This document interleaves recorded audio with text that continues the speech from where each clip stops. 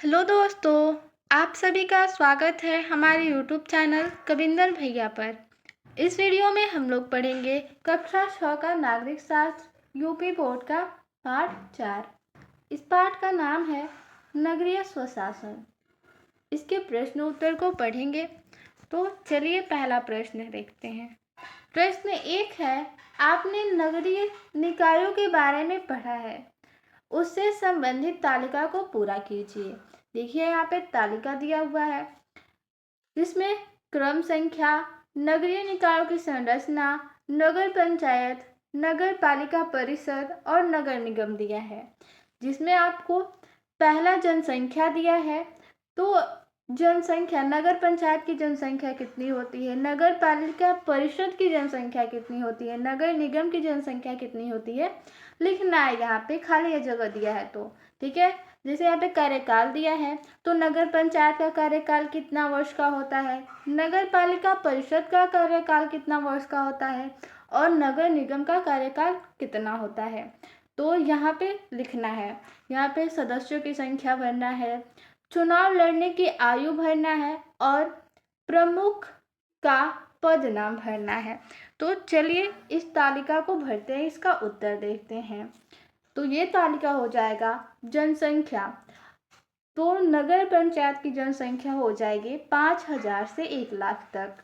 नगर पालिका परिषद की हो जाएगी जनसंख्या 1 लाख से 5 लाख तक।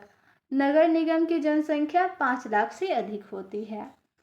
कार्यकाल, नगर पंचायत का कार्यकाल 5 वर्ष, नगर पालिका परिषद का भी 5 वर्ष और नगर निगम का भी 5 वर्ष होता है।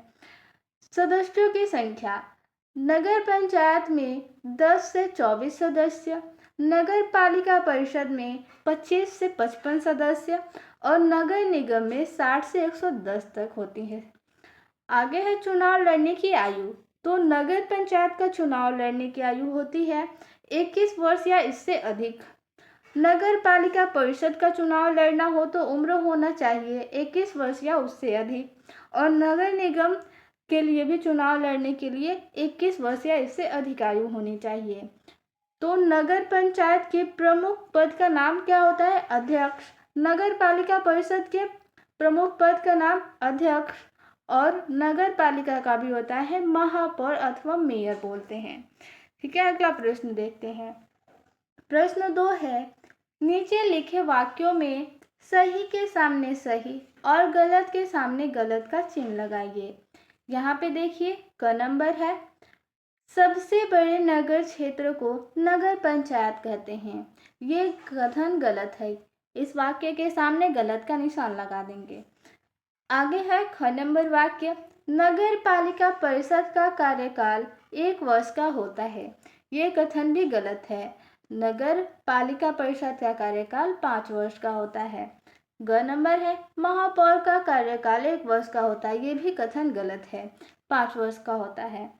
आगे है घ नंबर, नगर निगम 5 वर्ष के लिए बनाया जाता है। ये कथन सही है।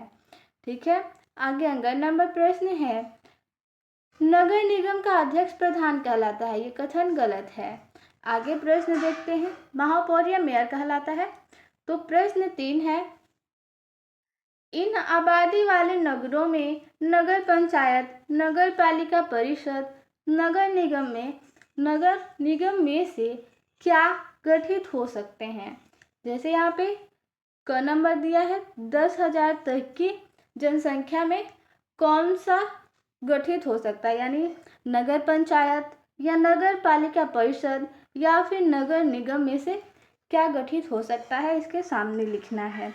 यहाँ पे दूसरा दिया है 8 लाख तक की जनसंख्या में, 4 लाख तक की जनसंख्या में और 55,000 तक की जनसंख्या में। तो चलिए इसका उत्तर देखते हैं कि क्या गठित हो सकता है।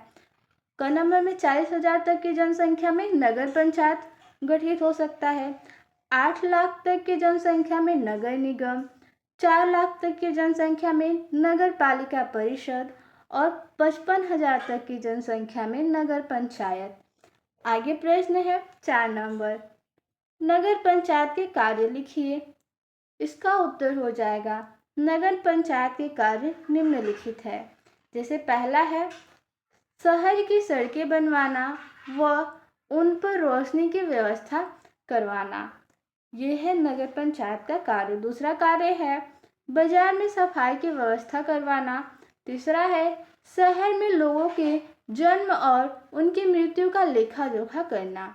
चौथा कार्य हो जाएगा शहर में बीमारी फैलने से रोकने के लिए टीके लगवाना, साफ पानी